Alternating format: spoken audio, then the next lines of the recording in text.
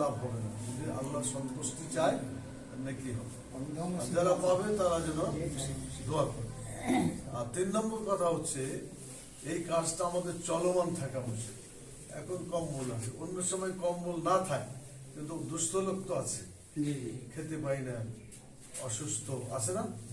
আল্লাহ বলবেন কিয়ামতের দিনে যে আমি খাইতে পাইনি, আমাকে খাইতে দেওয়া নাই, বলবে না? আমাকে চিকিৎসা করে নাই, আমাকে পানি পানি দেওয়া নাই। তো মানুষের বলবে আল্লাহ কি করে, আর তুমি রব্বুল আলামিন, তোমাকে কি করে আমি খেতে দেব? আল্লাহ বলবেন যে তোমার অমুক বাড়ি, তোমার পরিবারের পাশে বা তোমার বাড়ির পাশে আরেকজন ক্ষুধার্ত লোক ছিল, তাকে খাইতে দিলে আমারই খাওয়ানো হতো। আলহামদুলিল্লাহ, তার চিকিৎসা করলে আমারই চিকিৎসা করা, সেবা দেওয়া। আমরা এগুলো একটু খুঁজলে কি পাওয়া যাবে না? 2-1 জন করবেন কিছু কাজ আগামীতে করেন, তাহলে মানুষ জনমতটা ইসলামের পক্ষে আসবে।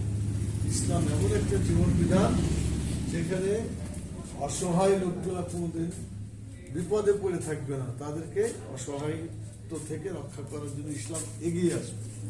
অতএব দেশে যদি ইসলামের আইন চালু হইতো তাহলে অসহায় লোকগুলা কি পাইতো? আশ্রয় পাইত, সেবা পাইত। এটি ছিল রাষ্ট্রের দায়িত্ব, কিন্তু রাষ্ট্র তো এখন শয়তানদের দখল, তাই না? মানুষের আইনের দখল।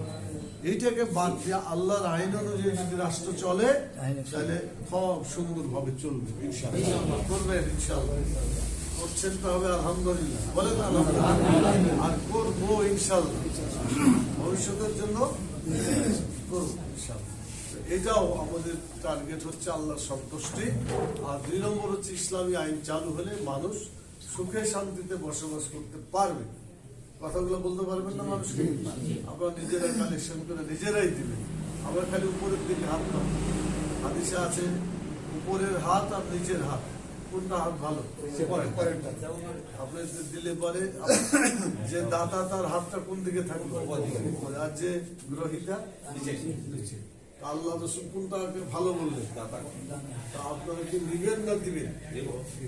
কথা বলেন দেবেন, বলবেন যে আমরাই তো পাই না, আপনার চাইতেও দুস্থ লোক আছে, আছে না?